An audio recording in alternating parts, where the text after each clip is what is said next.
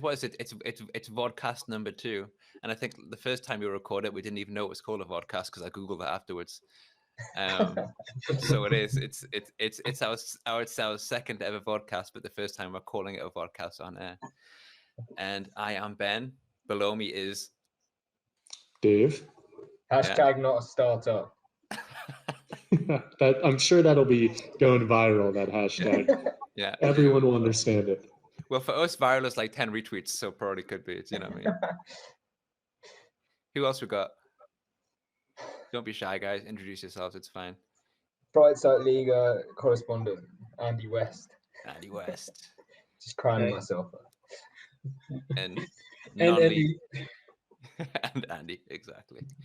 And what we're going to talk about today, we're going to have a discussion about our Westy's interview with Denhis Kutrieb, in which he discussed the general pandemic situation in the UK in his first season or so managing over there. We're also going to talk about Viktoria Berlin, who are now playing or will soon be playing in the third league, and their search for a new stadium in Berlin. And we're going to talk about, as Dave mentioned, we're going to talk about our feelings. We're going to open up. We're going to share. And we'll find one or two other things to talk about along the way. Welcome, podcast number 2. Bloody hell. Bloody hell. It's just begging for the jingle right there.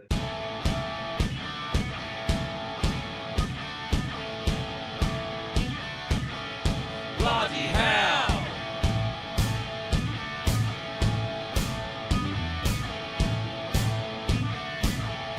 Bloody hell.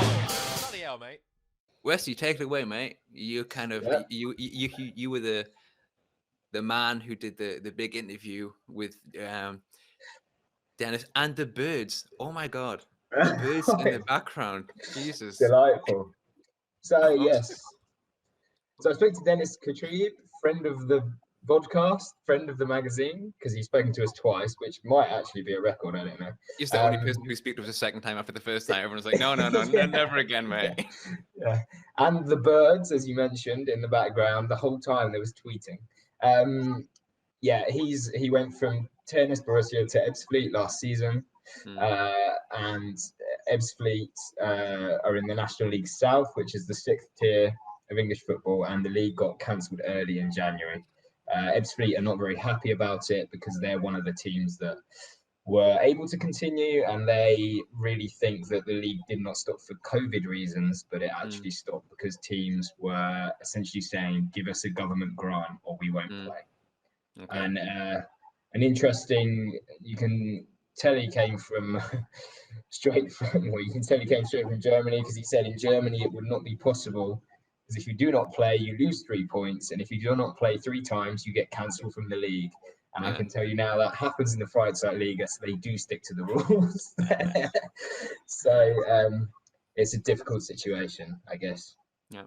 All right, cool. We'll play the little clip, and then we'll see what he says, and then we can get to discussing it ourselves. Clip. Yeah, so our club and me, we are devastated because we thought that we can continue the season. Things were clicking and starting to work, and you can see in the last results that we were on the right, in the right direction. I think the boys slowly understood what we want to have from them, how we want to react, how we want to act, and all these things, and they start to work out for us, and then the season stopped. And the baddest thing at the moment for me is that it's not the reason that the league said we have to stop because of Corona. It was many or some clubs make trouble because they don't want to play without grants. To get money from I don't know from where, but they wanted to get money because they get grants in the past for until the end of 2020, and all of them saw that in January are fans back in and allowed, and so we see that with COVID it doesn't work and nobody can come in I think, for the rest of the season. And this was the reason why some clubs started to say, no, we don't want to play anymore when we don't get any grants. We want to have more grants and something like this. But other sports like tennis or whatever didn't get any money. And that was a problem because they didn't see the whole picture. They only see the football and their own club and everything like this. And that's the problem. And that's the most terrible thing for us, because it's a little bit more like politics. In Germany, it wouldn't be possible, because if you don't play, the opponent get the 3 points, and if they don't play for 3 times, they get cancelled from the league. But here it's a little bit different. Here's a little bit more politics. When they don't want to play, they get hurt from the league. And so there were many clubs in the National League North which don't want to play. In our league was more than 50% which want to continue. But they put both leagues together, and that was the reason. So it was, for me, not a COVID thing. It was more a political thing, and for this reason, I'm very, very, very angry. But it is what it is. So no, I find it funny that anybody mentioned about the players, the teams getting cancelled if they don't play 3 times, because essentially it's an impossible situation, right? If you have like 1 team doing it or 2 teams doing it, then fair enough. So, but if you essentially have like 3/4 of a league, if you can't put out a team for whatever reason, you can't just potentially cancel 3/4 of the teams from the league. You know, it's I mean, to me, it seems like it's based entirely on individual situations. So the fact that they've made it an exception this year and have let teams do it, I mean, in the regional, in the 6th tier at least, is what Ebbsfleet are upset about, I guess, because it's the absence of fans that has caused these other teams to pull out, and the fact that they wanted more government money. But I don't know, it's difficult because it's an unprecedented time. So I don't know. I mean, would you say the situation in Germany and the response is cancel culture run amok? Because we would get way more clicks if we complain about that. At least now I can just use the hashtag cancel culture. We're sorted. There you go. But yeah, he said they're devastated. Like, him and the club are devastated, but he said they have to take the positives from everything, and really, it's they're left with the longest preseason. Probably longer than last season's preseason, which was also quite long, I guess. But it's of course throws all sorts of organisational issues up, and also the fact that he's been in the UK for 8 months. He said he's been to a couple of restaurants, and that was it. So settling into his new home was also difficult. But I don't know what else to say on this. I think it was, for me, ambitious to even try and start the leagues.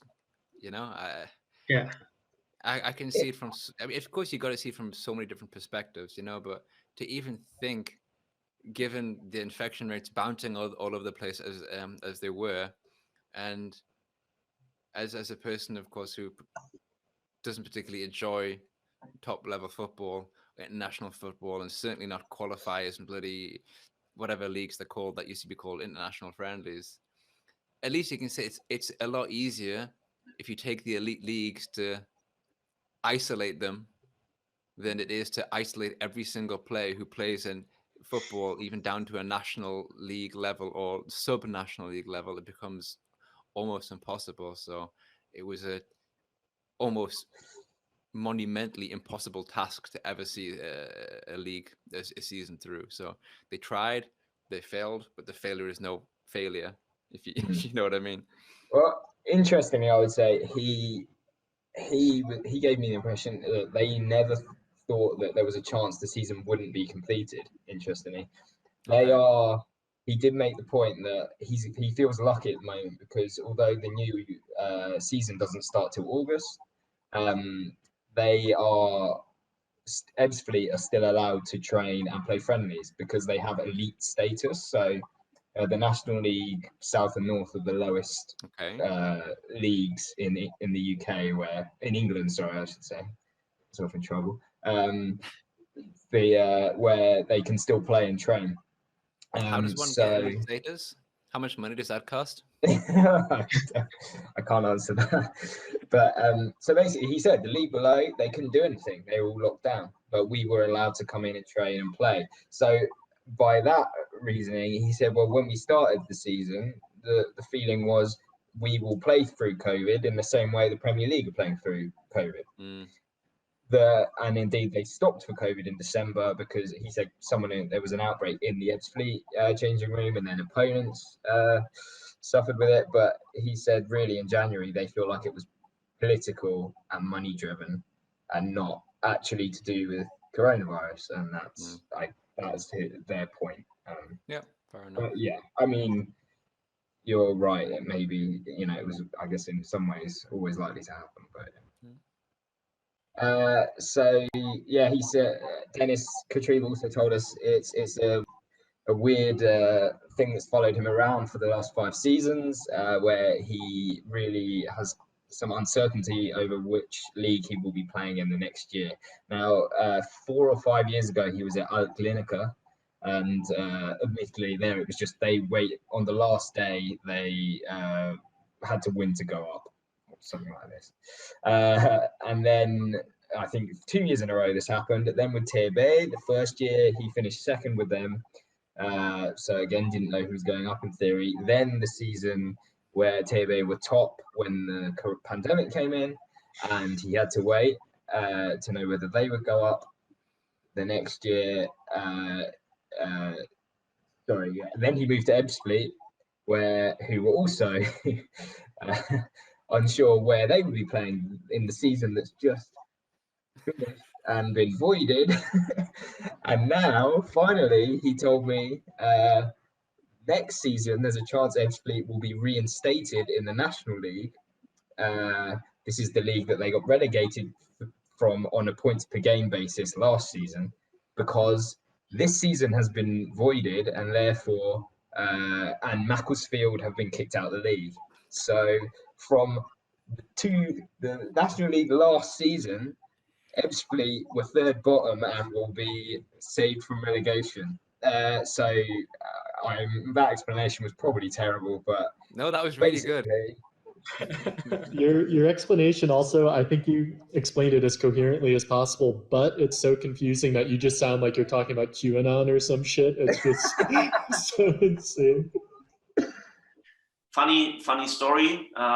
We don't know which league we play next season again. Really?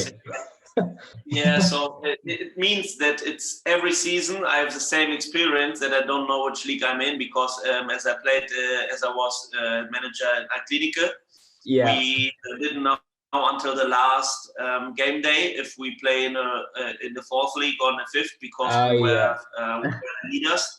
But we need to get the points on the last day, so of course you need to plan for both leagues. Yeah. Then with Tennis Borussia, both years was very similar. So the first year I was second, and second year I was first, but we didn't know because of the season if it stops, if it ends, if we get promoted or whatever. Yeah. And then with Ebbsfleet, beginning of the season is same, because they don't know if we get relegated because of average points. Yeah. And now we have the same situation, because the story is really funny. They said the season is null and void, so it's cancelled. It just never happened this season. Yeah. And end of this season, end of the last season, beginning of this season, there were Macclesfield Town, and they didn't play. They get. Yes, I know about Macclesfield. Yeah. Oh, and so Insolvenz, I don't know. Sorry. Insolvenz is the German word. Yeah. So you might be staying up because of Macclesfield from last season. Yeah, because this season never happened, and the rules are saying if there is in the next season an option because of a free spot in the league, They have to go to the last season again, because this season never happened. So they don't have any promotion, they don't have relegation, they have nothing. But they say they need to fill in the spot. And normally for the rules, I don't know if they want to work like this, but normally when you go only for the rules are very easy to understand. They say then the next one has to stay in the league, and the next one from the last season, it's Ebbsfleet United. Yeah, and that's a funny story. So you have a fifth season in a row of summer uncertainty then. He said he really emphasized the physicality, the fitness levels, basically, in the National League South, in his case, where he's playing, in comparison to the Oberliga and Regionalliga. He really didn't beat about the bush with that. Definitely. There is a big difference. So we have, even in the Regionalliga, we have not the same fitness level like here in the National League and National League South. The players are fit as fuck, as we say here. Yeah, perfectly said in a Kent accent. I like it. And so they're really fit, even if they some of our opponents only train twice a week and play the games, but the players looking after themselves. And they keep staying fit. They're really fit in Germany. When you play against teams in Oberliga or Regionalliga, which are not full time, they are not fit. That's a matter of fact. They are kind of fit, but not same fitness like full time. But here is no big difference for players, because if they are not full time, they run the other days and they keep doing their things. Of course, there are differences in abilities, there are differences in tactical things, and difference in set pieces, but for the basic fitness level, it's much more higher than Oberliga and Regionalliga. All right, let's listen to someone else now. Yeah, Viktoria. I mean, the club. No, we haven't got a person called Viktoria. You know, that sounded weird. I suppose Andy, you're up for that one, mate. Or maybe Stuart. Dave, I don't want to do you a disservice, big fella, but I think that was Andy brought that up, and it's a solid point because it's interesting, right? Yeah, I hope it is interesting. As we might all know, like Viktoria was in the lead in Regionalliga Nordost for all of the season. I think they won all of the games, or was one or something like this. So they were ahead of all the others, like by far. And of course, they were in favor of getting promoted anyway. Yeah, they were the favorites of winning the league anyway. So there were different talks about playing playoffs, because everybody was already sure, okay, they will be not able to end the season with more of half of the games still to play. So, but in the end, with all the rising cases in Germany, they stopped the seasons a few weeks ago. It is not yet like officially confirmed that Viktoria will be promoted, but that is like 99% sure. So that's just like a formality, which is still missing. But yeah, with that promotion, like their first promotion basically to professional football,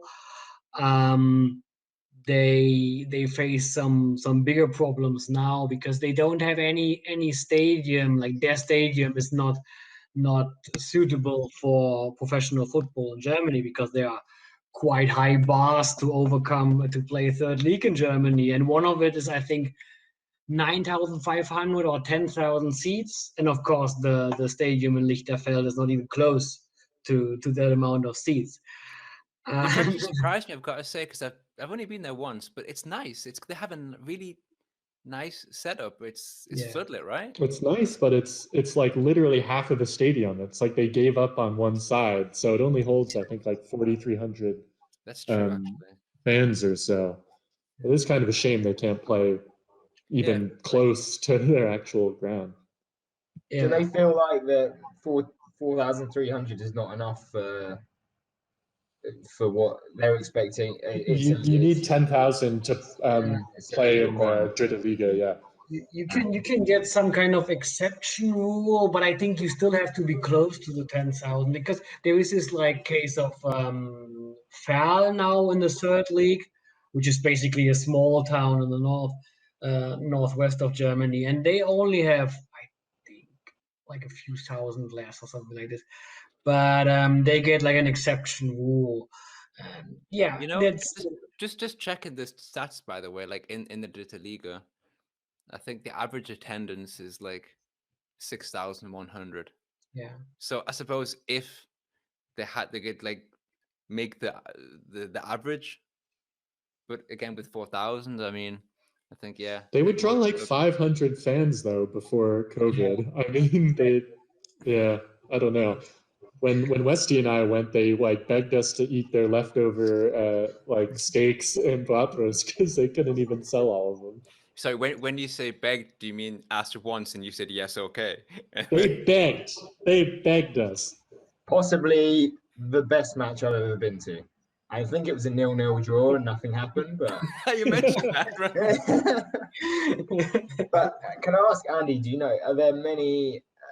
Have they got any realistic alternative, like realistic prospective grounds in Berlin? Is it, or are they needing to go to a bigger club and start asking to ground share, basically? Yeah, they were talking about some options, but none of them really sounds realistic to me. Like one option was to go to Mommsenstadion. That is like from size perspective, that's possible, of course. I mean, Mommsenstadion had like 12,000 or something like this in the 90s. So that would be possible from a size perspective. But there's too much to do at the ground to actually like get confirmed by Dritte Liga, by the third league. So that will not happen. They can't do this within a few months. This is not possible to me. And also, who should pay for that? I mean, the city of Berlin will not pay for getting the Mommsenstadion renovated. I mean, I don't think so. And another option would be, of course, Alte Försterei, but the rent is so high, like this will not happen. So Viktoria will not pay the rent for that ground share with Union. And also Union doesn't want to, of course, I'm pretty sure. And yeah, there are a few other options like Olympiastadion, but that's pretty like oversized then. I mean, we like you said, they had like 400, 500 people turning up every match and on average last season. And I think in Dritte Liga and third league it might be 2,000 to 3,000 on average due to the away fans, of course. But still, I mean, playing in a 70,000 seat stadium, 75,000 seat stadium, that would be a bit oversized. It would be a similar atmosphere to Hertha, probably, though. Slightly more lively. It definitely sounds a lot like mid-90s Major League Soccer, where the Kansas City Wiz would be playing in a 80,000 seat NFL stadium and like 900 people would be there. To be fair, with that name, you don't deserve any more spectators, mate. You know what I mean? I suppose in the past, the obvious would have just been Jan Sportpark, right? But it's not possible anymore. Yeah. That was everyone's go-to stadium. Yeah, there was another option which was discussed, but I mean they need to do the Paralympics in 2022 or 23 in the Jan Sportpark. So they need to start someday to get it renovated for this Paralympics. So that's also actually not possible that they can play in Jan Sportpark. So they were also discussing like options beyond Berlin.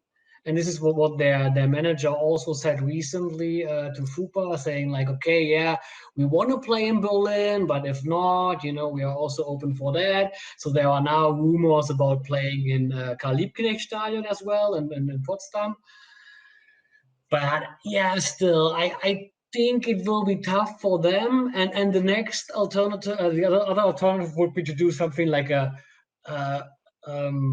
mobile stadium, they called it, like a pop-up stadium, so to say.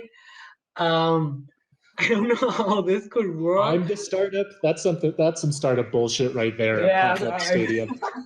This sounds like something. Actually, do you remember the 2006 World Cup? I remember it was when I first came to Berlin. They had this pop-up stadium. Was it not in front of the Reichstag?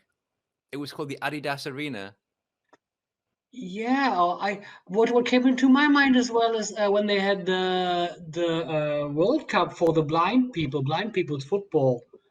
They had it in front where Al Dazimspor is playing, and they put up like huge stands. They were like 4,000 people or something like this. But presumably this is not a new dilemma, right? Because Victoria have been trying to put, I mean, remember they had all that, the investor from China and stuff. So have they not had a long-term idea, or is it just there is no answer? I think it's just there is no answer with Jan Sportpark being renovated and then post stadion being insanely full. But it is, I don't know. I mean, Andy, do you know the one thing that seems to be missing from all their talk about being the third team in Berlin is they don't talk much about like, we need a stadium that'll hold 40,000 people or something, or do they have long-term stadium plans? I don't think so at the moment. I mean, this pop-up stadium is their long-term plan. Maybe, I don't know, because I'm pretty sure they are not able to pay rent, because that's not possible, because they have to cover all the costs already. To be honest, because they have not enough fans, they have not enough sponsors to do like an actual balance accounting. So what they will do is they have to cover like 2 million, 2.5 million per season in the Liga and in third tier. So if they pay rent, that's another like 1 or 2 million per season. I don't think that they will do this. I mean, that's not possible. This is amazing. It really is, in a harsh way, pretty hilarious. But like not like that's so hilarious that it's such a goal for so many clubs to get to the Dritte Liga. And of course, as we always say, there is so much football in Berlin. Yeah, somehow completely unable to accommodate a Dritte Liga club. You can go, you're either basically tiny or you're large. There's nothing in between.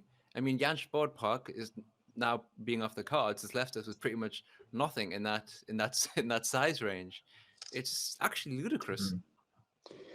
Kind of what it like the Jan Sportpark and Poststadion are. I mean, really, it's just they're a little too full, or one's being renovated. But that is a good point. You know, for all these clubs want this so badly, but for all of these small there's just so much renovation that needs to be done, and it costs so much. And unfortunately, I mean, I'm not a politics expert, but I think the Mietendeckel doesn't cover rent you pay on a football stadium, so no one can afford any of this.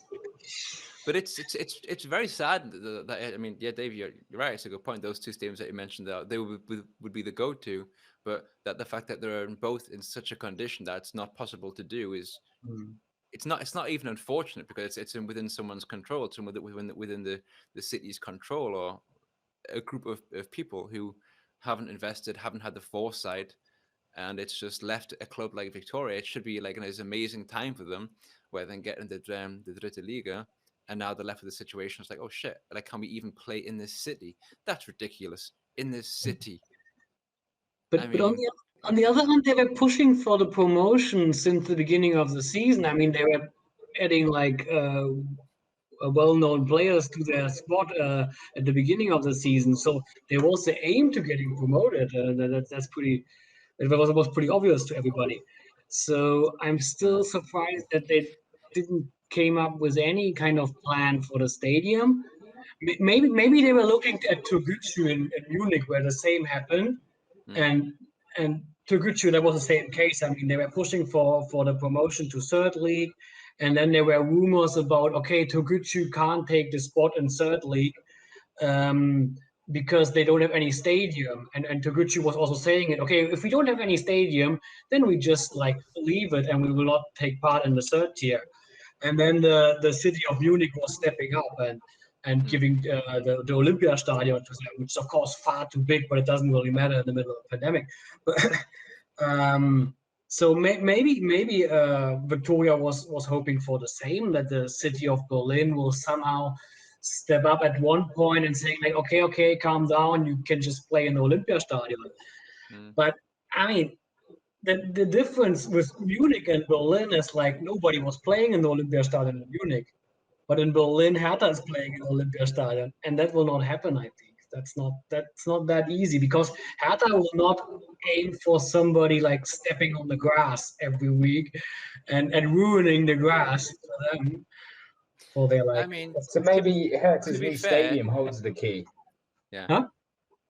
I was just gonna say maybe Hertha's new stadium holds the key to the opportunities for a third Berlin team to emerge. But my question is sort of, I think there are a lot of teams that, you know, maybe think of themselves as the third biggest team in Berlin, or we talk about this depressing race a lot of the time, where if almost any other team, you know, if TB or even BFC, or like, if they went up to the third division, it would be pretty exciting. I think it's almost like we even aren't even that excited about Viktoria going up, or we haven't talked about it that much. Is that a signal that they're just not one of the more interesting teams in the city, or do we just not give them credit? We still think of the Chinese investor and nothing else, or what's the deal with a kind of quiet team getting to the Dritte Liga?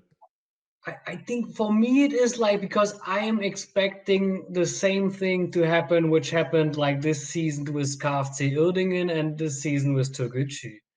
I mean, Türkgücü is kind of the same thing, like a club which is pretty small attendances, and just like backed by a few sponsors, or in Türkgücü's case only one sponsor, and then going up to the third tier.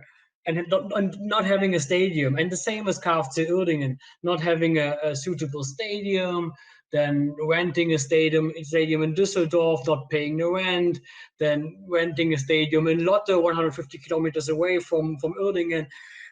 So it sounds for me like the repetition of these two stories which just happened this season. And somehow it seems to happen like more and more often now in the third league. And well, yeah, I think that's why a lot of people are not very excited about that thing to happen again in a different city, I think. Yeah, that's a good point. And also, to be clear, maybe if viewers or listeners aren't aware, you know, we talked a lot about the Hong Kong-based investors that came in 2018 and promised, you know, 90 million euros over a decade. And then the club, you know, was facing bankruptcy, and then two German brothers from Hamburg, one who is a real estate executive and one who is a media, and particularly sports media executive, jumped in and saved the club and are funding this. So I think that also, you know, if you think, oh, the Chinese investor came and left, and then, you know, there was a grassroots movement to save the club, those 500 fans that were showing up before the pandemic are not the ones who are fueling this rise. What was the third topic? I think it was just things that we missed. Oh yeah, shit. I had a good one last night and I've forgotten it. Fair enough. Okay, that'll do. The musk of the changing room. The musk of the changing room. You missed the odor of your fellow footballers. It's a nice one, mate. It's very sentimental indeed. Basically, it's been a year or 10 months without football. So other than the start of the season, you mean? Yeah, besides that. That's what I mean. Yeah, so we only had it for 2 months in September, October. Which so in Freizeitlga is like one game, right? Yeah, well, yeah, unfortunately. And the last game we ended up playing before this latest lockdown was a 2-2 draw with the worst team I've ever seen in my life. So actually, we're quite pleased with the null and void outcome. It's spared a few blushes, but yeah. I don't know. Miss everything about it, really. I think it's, for me, I associate it with winter very strongly, Berlin, because you're cold most of the time. But the thing I probably miss the most is the 4 fixtures or whatever that happen in like late May, June, when it's super hot and you get smashed after the game. This is from a Freizeitlga perspective, of course. And just hanging out in the sun, really. You can get smashed in the sun anyway, mate. You know that, right? Yeah, okay. I know, but when you're dehydrated, it's better. Oh, I love that. But no, in all seriousness, like winter isn't the same with it, is it really? Like shivering on the touchline Well, there tends to be no fixtures in the winter anyway. Again, other than the Freizeitlga. We always have a fixture on 19th December, always. But to be fair, so do the Kreisliga not do that? I feel like they do. They probably do. I mean, do they? In December, do they? Yeah.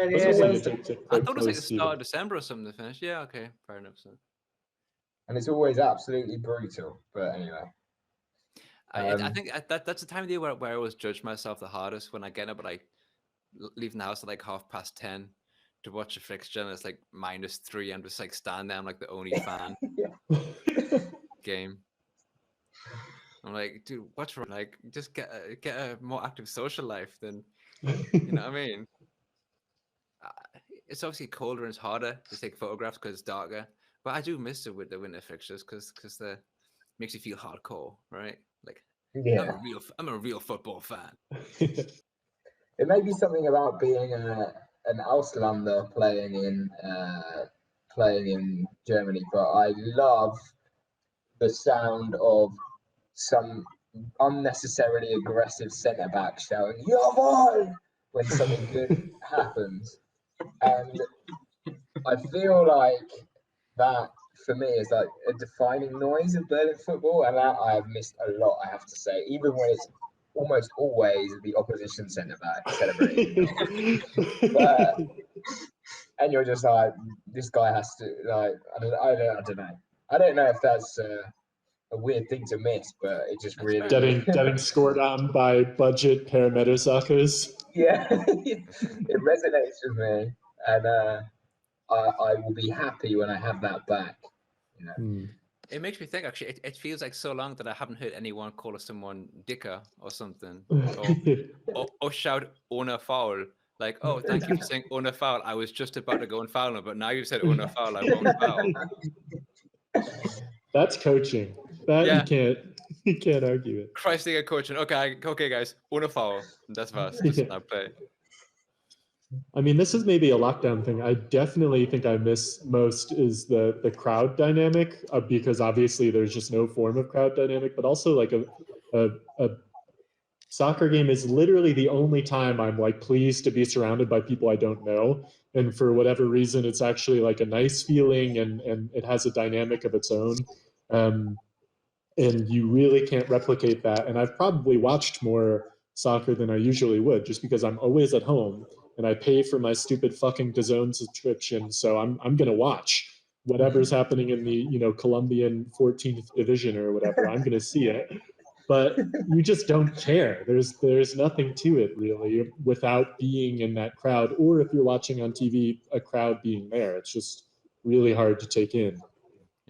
Yeah, actually, Denhis Kutrieb alluded to that. He said, when I asked him about how it is not being able to establish a connection with the fans, he was like, it's not really football, what's been going on so far. And he just feels like, especially for things like a derby game, it just has none of the edge, none of the kind of bite. And yeah, it's I know what you mean. It's without fans, it's a good distraction, football, on from the Colombian 14th division, but it's not the same, is it? Yeah, but that's also why I can't watch it, though. I kind of agree with both and disagree at the same time. You know what I mean? Like, for sure, like, fans are absolutely essential, but that's also why I can't watch football on a DAZN or Sky Ticket, because I'm watching a Premier League match and I'm like, there's just like no crowd noise. I'm like, wow, this is really shite. Like, actually, is football always this bad? It feels like I'm watching Kreisliga, but with just like one or two fewer red cards. It's just like people shouting at each other, and like it's just very, very boring. So I could really only watch match of the day to get football. Yeah, you know what I mean? That's what your atmospheric enhanced audio is for, Ben. Yeah, which apparently doesn't exist on Sky Ticket in Germany. Oh, right, okay. I'm not sure. So I think I had that for like 3 months, and I was like, this is crap, cancel. That's actually, I think that's my dream job, but I think that's a different conversation. I think at this point we can talk about anything, to be honest, mate. You tell us what you do. Was like the DJing or what? The DJ. The guy, the person that has to sit there and go, oh, there was a chance, and you push the button and it goes, oh. You dream big there, mate. And obviously, it's just like, it's probably a Liverpool fan working, and Liverpool concede, and he just pushes the boo button. He's just like, yeah. Dude, I think they get big DJs to do it because there's no DJ work. It's like David Tiesto or whatever, just doing bullshit crowd noise, and it's like You're seeing the crowd scratching, and you're like, what the I like how Westy envisaged it. Like, there's a button that's big and red. And it says boo on it. Boo! Yay! Boo! Referee is a wanker. Cheer, and that's it. Oh man! Yeah. Anyway, yeah. No, there's nothing else I miss. I could do without football. So basically, Westy just missed football. He misses getting a wank head on a sunny day. Getting up hungover. I don't do it anymore. No, mate. Just go for a run. So you're dehydrated, have a few beers, and wake up with a hangover. You're like, this is a life. I love it. JAWOHL. Cool. All right. Thank you very much. That was another successful podcast. If we call it successful, it was officially successful, and no one can say otherwise. That's how it works. Exactly. It was a pleasure. Enjoy your evening. Cheers. Enjoy your lockdown, and enjoy no football whatsoever. Yeah.